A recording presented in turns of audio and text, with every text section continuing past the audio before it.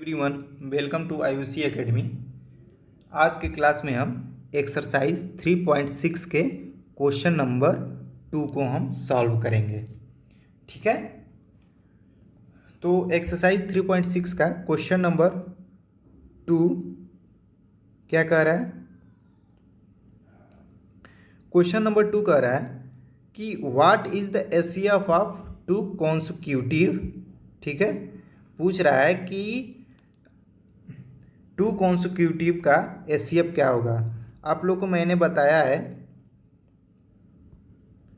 कि कॉन्सिक्यूटिव का मतलब क्या होता है। कॉन्सिक्यूटिव का मतलब होता है, हिंदी में इसको क्या बोलते हैं? क्रमागत। ठीक है, क्रमागत यानी जो नंबर हमें क्रम से आते हैं, जैसे 1 2 3 4 क्रम से आ रहे हैं। इवन नंबर को लेंगे तो 2 4 6 8 ऐसे क्रम से आ रहे हैं। ऑड नंबर के लेंगे तो 3 5 7 ऐसे क्रम से आ रहे हैं। ठीक है, तो कॉन्सिक्यूटिव का मतलब होता है क्रमागत। ठीक है, तो क्वेश्चन में हमें कह रहा है what is the HCF of to consecutive, यानी हमें कम से कम टू कॉन्सिक्यूटिव नंबरों का एचसीएफ निकालना है। वो नंबर कौन कौन से होने चाहिए? ए पार्ट है नंबर, बी है इवन और सी है ऑड नंबर। ठीक है, चलिए तो फर्स्ट हम सॉल्व करते हैं। पहला देखते हैं कॉन्सिक्यूटिव। ठीक है, किसका? नंबरों का, यानी टू कॉन्सिक्यूटिव नंबरों का एचसीएफ कितना होगा। तो ए पार्ट को सॉल्व करते हैं। अब टू कॉन्सिक्यूटिव नंबर क्या हो जाएंगे? मान लीजिए टू कॉन्सिक्यूटिव नंबर आप 2 3 ले सकते हैं, 3 4 ले सकते हैं, 4 5 ले सकते हैं, कोई भी नंबर ले सकते हैं। तो मैं टू कॉन्सिक्यूटिव नंबर को लूँगा 2 3। ठीक है, 2 के बाद 3 आ जाते हैं, यानी हमारे नंबर क्रम से आ रहे हैं ना, तो ये हमारे कॉन्सिक्यूटिव नंबर हो जाएंगे। अब टू इसमें पूछ रहा है 2 और 3 का, मान लीजिए जो 2 और 3 नंबर लिए हैं उसका क्या होगा, उसका हमें एचसीएफ बताना है, उसका एचसीएफ कितना होगा। ठीक है, तो इसका एचसीएफ निकालते हैं। तो एचसीएफ निकालेंगे तो पहले इसका क्या करेंगे, 2 का प्राइम फैक्टराइजेशन कर लेंगे। तो 2 का प्राइम फैक्टराइजेशन अगर करेंगे तो 2 का प्राइम फैक्टराइजेशन क्या होगा? 2 इंटू 2 का प्राइम फैक्टराइजेशन 2 ही होगा। ठीक है, और 3 का प्राइम फैक्टराइजेशन करेंगे तो 3 ही होगा। ठीक है, अब हम देखते हैं कि दोनों में कॉमन क्या है। दोनों में कॉमन कुछ नहीं है। ठीक है, यहाँ दोनों में कॉमन कोई नहीं है, लेकिन मैंने आप लोग को इसी एक्सरसाइज के फर्स्ट पार्ट में एक और रूल बताया था। कौन सा? Divide rule. ठीक है, तो अब हम इस नंबरों को क्या करेंगे? डिवाइड रूल से सॉल्व करेंगे। अब डिवाइड रूल से हम इनका एचसीएफ निकालेंगे तो भाग देते हैं। ठीक है, इसको डिवाइड करते हैं, 2 से 3 को डिवाइड करते हैं। ठीक है, 2 से 3 को डिवाइड करेंगे तो कितनी बार में ये चला जाएगा? 1 बार में। तो 2 1 जा 2। अब 3 में से 2 अगर 2 को माइनस करेंगे तो रिमाइंडर कितना बचा? 1। ठीक है, मैंने क्या बताया था? जो रिमाइंडर बचेगा अब उससे भाग देंगे किसको? जिससे हम जस्ट पहले डिवाइड किए थे, यानी रिमाइंडर से हम उस नंबर को डिवाइड करेंगे जिस नंबर से हम पहले नंबर को हम डिवाइड किए थे। ठीक है, तो किसको डिवाइड किए थे? 2 को। अब 2 को क्या यहाँ लिखेंगे? बीच में। अब हम इसको डिवाइड करेंगे तो 1 2 जा 2। तो हमारा एचसीएफ क्या आ जाएगा? एचसीएफ बोले ना, जिसे हम डिवाइड करते हैं और रिमाइंडर जब 0 आता है तो डिवाइड करने वाला जो नंबर होता है, जिस नंबर से हम डिवाइड किए रहते हैं, वही हमारा एचसीएफ होता है। तो एचसीएफ इसका क्या हो जाएगा? एचसीएफ हो जाएगा 1। ठीक है, तो इसमें हमारा अगर ऐसे कर सकते हैं कि इनका हम प्राइम फैक्टराइजेशन करें तो इसको 2 इंटू 1 लिख सकते हैं। इसको मल्टीप्लाई करेंगे तो 2 ही होगा। तो अब यहाँ पे क्या हो जाए? 3 इंटू 1 लिख सकते हैं। ठीक है, इनका भी हम अगर आपस में मल्टीप्लाई करेंगे तो 3 ही होगा। ठीक है, तो यहाँ पर देखते हैं क्या है, कॉमन क्या है। यहाँ में एक नंबर कॉमन मिल गया। कॉमन क्या मिला हमें? यहाँ पे कॉमन मिला 1। ठीक है, तो ये एचसीएफ क्या हो जाएगा? हमारा एचसीएफ इसका हो जाएगा 1। ठीक है, तो याद रखिए कि टू कॉन्सिक्यूटिव नंबर का जो HCF होता है वो 1 होता है। तो यहाँ इसको लिख दे रहे हैं,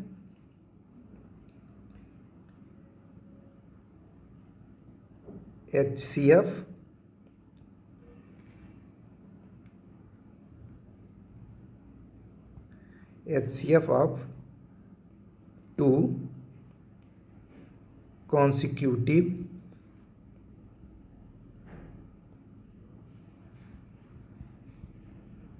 HCF of two consecutive number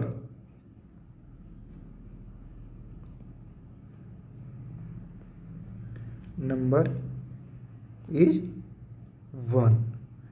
ठीक है, इस बात को आप याद रखिएगा कि टू कॉन्सिक्यूटिव नंबरों का जो HCF होता है वो क्या होता है, 1 होता है। ये अक्सर पेपर में पूछे जाते हैं, एग्जाम में आपके पूछे जा सकते हैं कि टू कॉन्सिक्यूटिव नंबर का HCF क्या होगा। ठीक है, तो आप हमेशा याद रखिएगा कि टू कॉन्सिक्यूटिव नंबर का HCF 1 होता है। ठीक है, चलिए अब इसके हम बी पार्ट को सॉल्व करते हैं।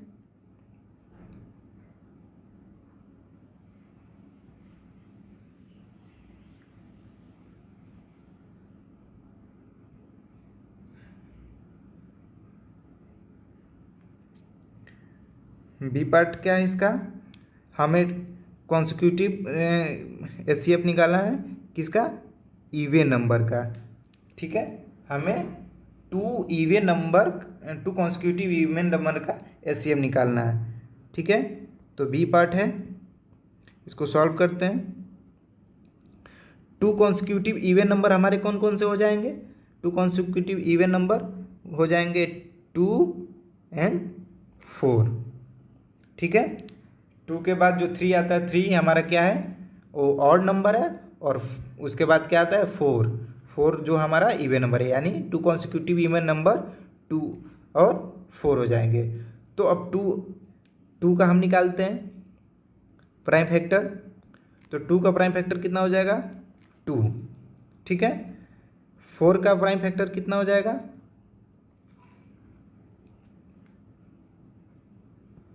4 का prime factor 2 into 2।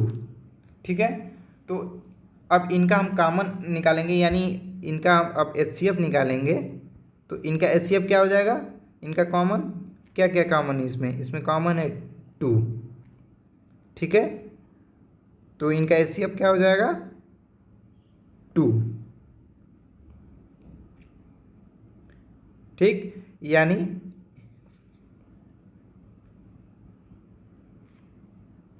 HCF of to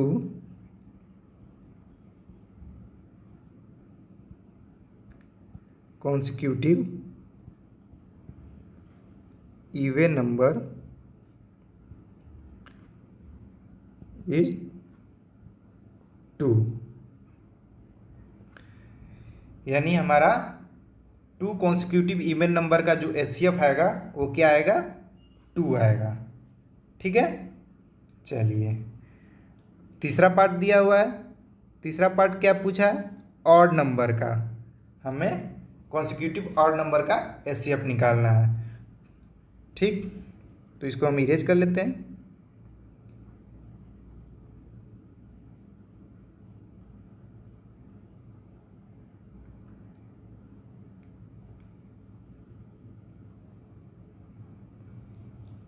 C part है ऑड नंबर, तो हमारा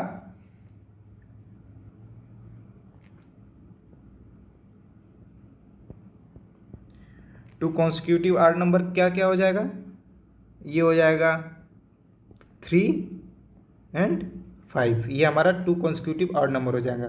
आप कोई और भी ऑड नंबर लेना हो तो ले सकते हैं। अब मान लीजिए कि आप 5 और 7 लग सकते हैं, लेकिन आप वही लीजिएगा जो मतलब जस्ट उसके बाद ऑड नंबर आए। ठीक है, इनका हम जब निकालेंगे प्राइम फैक्टराइजेशन, तो 3 का प्राइम फैक्टराइजेशन कितना हो जाएगा, 3 ही होगा। 5 का प्राइम फैक्टर निकालेंगे तो कितना हो जाएगा, 5 ही होगा। ठीक है, अब इसमें आप देखेंगे कि 3 और 5, तो इसमें कॉमन फैक्टर कोई नहीं है, तो हम इसको जो फर्स्ट पार्ट में बताए थे कि हम इसको क्या लिखे, 3 × 1 लिख सकते हैं, फिर 5 × 1 लिख सकते हैं। ठीक है, अब इनमें कॉमन हमारा क्या मिला, कॉमन हमारा मिला 1। ठीक है, तो हमारा HCF क्या हो जाएगा, HCF हो जाएगा 1। तो यानी 2 कॉन्सिक्यूटिव और नंबर का जो HCF होगा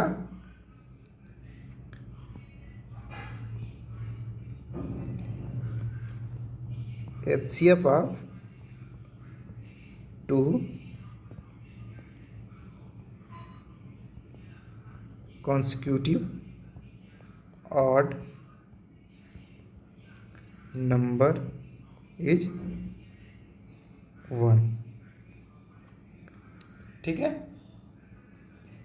ये बात आप हमेशा याद रखिएगा कि जब 2 ऑड नंबरों का यानी 2 ऑड कॉन्सिक्यूटिव नंबरों का HCF निकालना है हमें, तो उनका HCF क्या होगा, 1 होगा। ठीक है, चलिए, तो ये सेकंड क्वेश्चन सॉल्व हो गया। आप हमेशा याद रखिएगा ये आपको कि 2 कॉन्सिक्यूटिव नंबर का अगर हमें HCF निकालना है तो क्या होगा, 1। फिर 2 कॉन्सिक्यूटिव नंबर का HCF निकालेंगे तो क्या होगा, 1। फिर 2 कॉन्सिक्यूटिव इवन नंबर का HCF निकालेंगे तो क्या होगा, 2। और 2 कॉन्सिक्यूटिव ऑड नंबर का HCF निकालेंगे तो क्या होगा, 1। ये बात हमेशा याद रखिएगा। यानी मान लीजिए आप कोई एग्ज़ाम देने गए, उसमें ये क्वेश्चन पूछा जाएगा, तो आप इसको सॉल्व करने के बजाय अगर आपको ये चीज़ रिमेंबर रहेगा तो आप उसको जल्दी से आप सॉल्व कर लेंगे। ठीक है, तो अब ये पार्ट सॉल्व हो गया, सॉल्व करते हैं नेक्स्ट पार्ट यानी क्वेश्चन नंबर 3 को। क्वेश्चन नंबर 3 है कि HCF of coprime number 4 and 15 was found as follow by factorization. ठीक है, अब यहाँ आप ध्यान दीजिए, कह रहा है कि HCF of coprime number, ठीक है, HCF of coprime number 4 and 15 was found as follow by factorization. Coprime number का मतलब क्या होता है, तो आपको याद होगा कि जो को प्राइम नंबर होते हैं,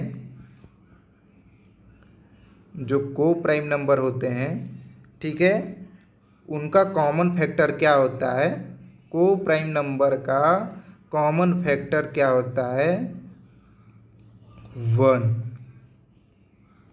ठीक है, को प्राइम नंबरों का जो कॉमन फैक्टर होता है वो 1 होता है।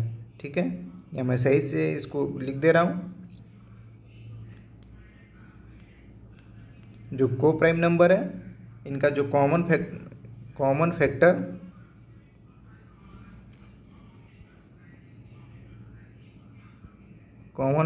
1। ठीक है, तो को प्राइम नंबर का मतलब क्या होता है, जिनके कॉमन फैक्टर 1 होते हैं। ठीक है, तो ये पूछ रहा है कि HCF of coprime number 4 and 15 was found as follow by factorization. यानी कोई 4 and 15 को प्राइम नंबर है और इनका हमें फैक्टराइजेशन दिया है। फैक्टराइजेशन इनका कैसे किया है, 4 का किया है 2 × 2 और 15 का किया है 3 × 5। ठीक है, फिर पूछ रहा है since there is no common prime factor, बोल रहा है कि there is no common prime factor, इनमें कोई ऐसा कोई फैक्टर नहीं है, प्राइम फैक्टर नहीं है जो कॉमन हो। ठीक है, सो HCF of 4 and 15 is 0। HCF of 4 and 15 is 0। तब अगर 4 और 15 का मैं प्राइम फैक्टराइज बोला है क्वेश्चन में कि 4 और 15 का मैं प्राइम फैक्टराइजेशन कर रहा हूँ, तो इनमें कोई कॉमन फैक्टर नहीं मिल रहा है, तब HCF इन नंबरों का जो HCF होगा वो 0 होगा। अब फिर क्वेश्चन में पूछ रहा is the answer is correct, क्या ये आंसर करेक्ट है या नहीं, ये करेक्ट है या नहीं। What is the correct HCF, ठीक है। अगर ये करेक्ट नहीं है तो इनका जो करेक्ट एचसीएफ होगा वो क्या होगा, ठीक है। फर्स्ट बार में हम देखते हैं, पहले आप लोग को इनका फैक्टराइजेशन करते हैं। तो 4 का फैक्टराइजेशन करेंगे तो क्या होगा 2 इंटू 2, ठीक है। फिर 15 का फैक्टराइजेशन करेंगे तो इनका होगा 3 इंटू 5। अब एक बात को ध्यान दीजिए कि अगर हम 4 का फैक्टराइजेशन कर रहे हैं तो 2 इंटू 2 हो रहा है, 2 2 जा 4। अगर हम इसमें 2 इंटू 2 इंटू 1 कर दें तो 2 2 जा 4 और 1 में 4 का अगर हम मल्टीप्लाई करेंगे तो 4 ही आएगा, ठीक है। इसी तरह 15 में भी 1 से मल्टीप्लाई कर देते हैं। अब देखेंगे कि वो बोल रहा है कि there is no common prime factor, यानी इसमें कोई कॉमन प्राइम फैक्टर नहीं है। लेकिन एक चीज़ ध्यान देते हैं कि 1 हमारा जो नंबर है वो न तो प्राइम है, न ऑड है, न इवन है, ठीक है। 1 क्या है, बस एक नेचुरल नंबर है, ठीक है। तो बोल रहा है कि एचसीएफ ऑफ 4 and 15 इज 0, तो ये गलत है, ठीक है। प्राइम फैक्टर कॉमन नहीं है, लेकिन इसमें जो हमारा कॉमन नंबर आता है वो क्या होगा 1 होगा, ठीक है। क्योंकि आप पिछले के अगर एक्सरसाइज में सॉल्व किए हैं तो उसमें आता था जो को प्राइम नंबर होता है, मैं बताया हूँ अभी, जो को प्राइम नंबर होता है उनका कॉमन फैक्टर क्या होता है 1। अभी मैं इसीलिए बता दिया हूँ इसमें कि जो को प्राइम नंबर होता है उसका कॉमन फैक्टर क्या होता है 1। तो हम इसमें दोनों का 1 कॉमन कर लिए, तो इनका एचसीएफ क्या हो जाएगा। अगर हम इनका एचसीएफ करना चाहे तो एचसीएफ कितना हो जाएगा, इनका एचसीएफ हो जाएगा 1, ठीक है। अब इनका एचसीएफ होगा तो पूछा there is answer is correct, तो ये आंसर क्या है इनका, ये स्टेटमेंट गलत है, यानी ये आंसर करेक्ट नहीं है, ठीक है, ये करेक्ट नहीं है। फिर पूछा what is the correct HCF, तो इनका जो करेक्ट एचसीएफ होगा वो क्या होगा 1। तो हमेशा याद रखिएगा कि को प्राइम नंबर का अगर एचसीएफ पूछा जाए तो मैं यहाँ लिख देता हूँ आप लोग की सुविधा के लिए,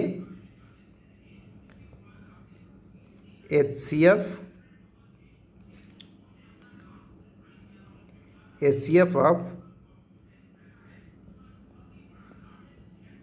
को प्राइम नंबर इज ऑलवेज 1, ठीक है। इस बात को आप हमेशा रिमेंबर रखिएगा, ठीक है, कि 2 अगर को प्राइम नंबर है तो इनका एचसीएफ क्या होगा, वो होगा 1, ठीक है। चलिए, तो आई होप आपको ये एक्सरसाइज के ये क्वेश्चन समझ में आए होंगे। तो आप लोग कोई भी अगर दिक्कत हो या कोई भी चीज़ें अगर न समझ में आ रही हो तो आप कमेंट में कमेंट कर सकते हैं, मैं उन चीज़ों को फिर से आपको समझाने की कोशिश करूँगा, ठीक है। तो आज के लेक्चर के लिए बस इतना ही, मिलते हैं नेक्स्ट लेक्चर में, तब तक के लिए गुड बाय, टेक केयर।